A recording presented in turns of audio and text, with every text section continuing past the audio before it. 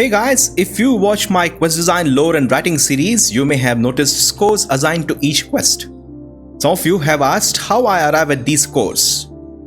First and foremost, please remember that these ratings are entirely subjective and reflect my personal take on each quest. It is perfectly fine if your own scores differ from mine. Furthermore, I view the creation of intricate branching quests as a remarkable art form. I have immense respect for modders who develop quests for games like Morrowind, Oblivion and Skyrim for free. My scores are in no way a reflection of the hard work they put in. I cannot emphasize enough that these are just my opinions. But let's talk about the categories of quests and how these influence my ratings.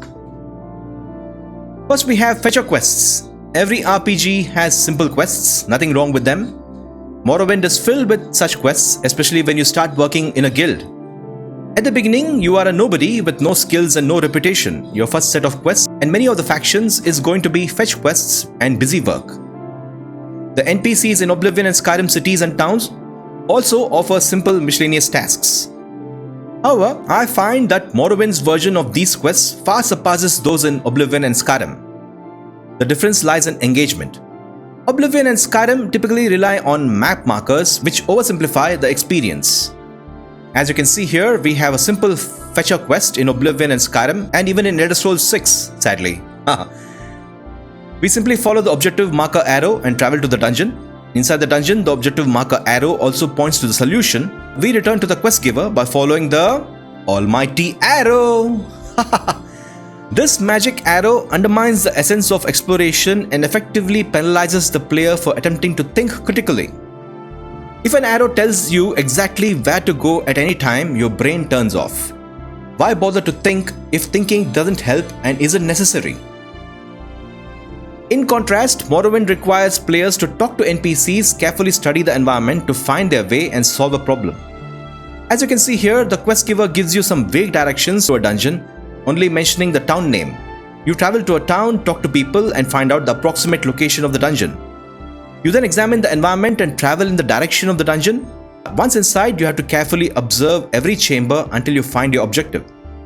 Once done, you travel back to the quest giver. These types of quests truly captures the essence of Morrowind. Finding a location requires some social interaction and a deep observation of the wilderness and the landscape, forcing us to truly connect with the land. This is why even simple quests in Morrowind offer far superior experiences compared to the same in Oblivion and Skyrim. And that is why simplistic quests in Oblivion and Skyrim won't get a rating above 5.5, while such quests in Morrowind are in the low to mid 7s. Having said that, if a simplistic quest in Oblivion and Skyrim avoids map markers, like this quest from Schumer, then they can get into the 7s. Schumer is a Skyrim New Line mod where the mod author avoids the objective marker arrow. In this quest, all we get from the quest giver is that his friend went missing near the Uruk logging camp. My character had to travel to the camp, talk to people, find some ruins by observing the environment and locating the missing traveler. It was such an enjoyable quest because there was no objective marker arrow. By the way, I stream Schumer and the Priest Kings every week. I will document all the quests of this incredible D&D campaign that the mod author has converted into a Skyrim mod. If you are interested, do tune in or watch the VODs.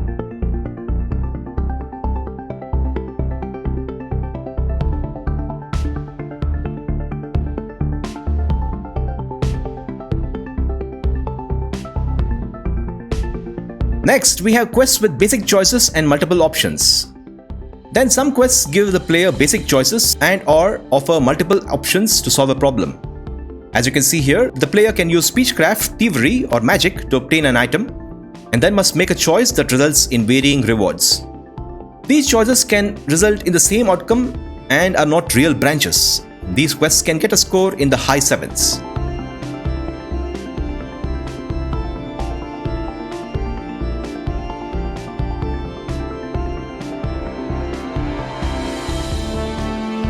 An example of this type of quest is Intercept Message, the House Lalu quest from Tamriel Rebuilt, where you can use a variety of skills to get a letter and finally betray the quest giver by giving the letter to his rival or stay loyal.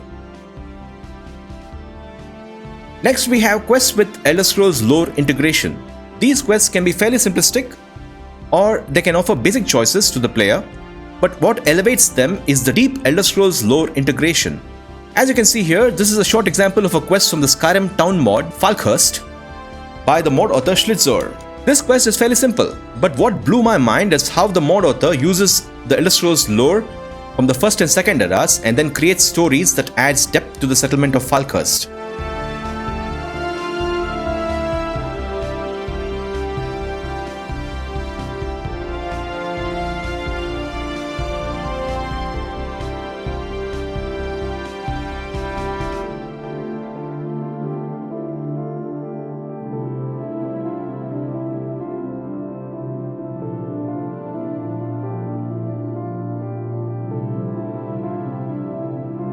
When I played this quest, I really went down the rabbit hole reading about King Culcain, Gorius of the Alisian Empire, and Yashna Gro Yagzu. I did not know the Falkreath area had so much history, and I realized Bethesda never bothered to explore said lore in their Falkreath city quests. Very sad. These quests blew my mind and will always get a score above 8. Again, this is subjective. Many of you do not care about Elder Scrolls lore, so you may not agree, and that is okay.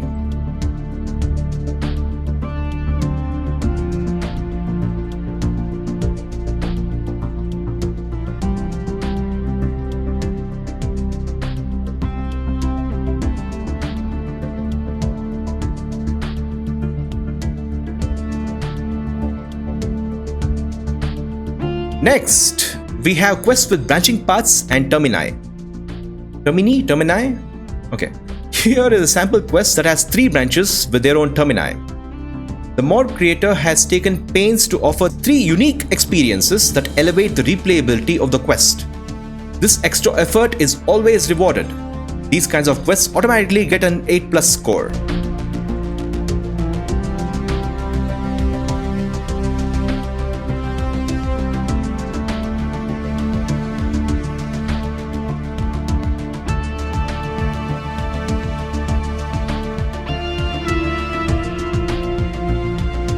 Some examples of quests with great quest design are the courier quest from Beyond Skyrim Bruma.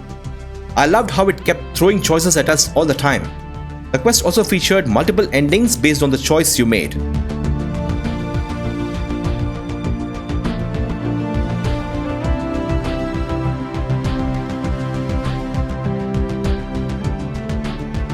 Infiltrating the Gang quest from the Old Ebonheart Thieves Guild questline of Tamriel Rebuilt offered 3 separate experiences based on your choice. This quest is one of my favorites.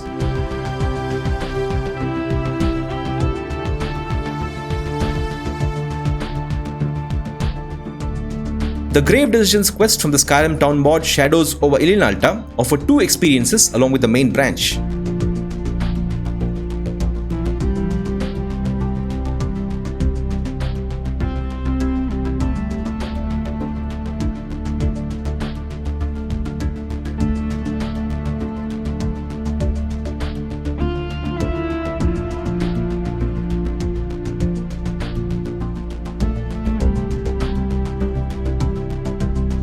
Finally, we have quests with multiple branching paths, lore integrations, and exploration. These are super quests with high quality quest design, narrative storytelling, Elder Scrolls lore integration, and more. These quests break into the 9s. To get a rating of 9 and above, a quest has to wow me. And there are only 2 quests that have gotten into the 9s, and both are from Tamriel Rebuilt. Those quests offered pulse-pounding tension with Indiana Jones-style adventuring, sewer dungeon crawling in the depths of Old Ebonheart, rich Elder Scrolls lore references, twists and turns along with multiple branches. If you think I missed few other types of quests, feel free to add your comments. I will end the video by displaying the top 10 quest leaderboard table from our quest design, lore and writing series. Thank you all for watching. Do add your comments and suggestions. May the Divines watch over you.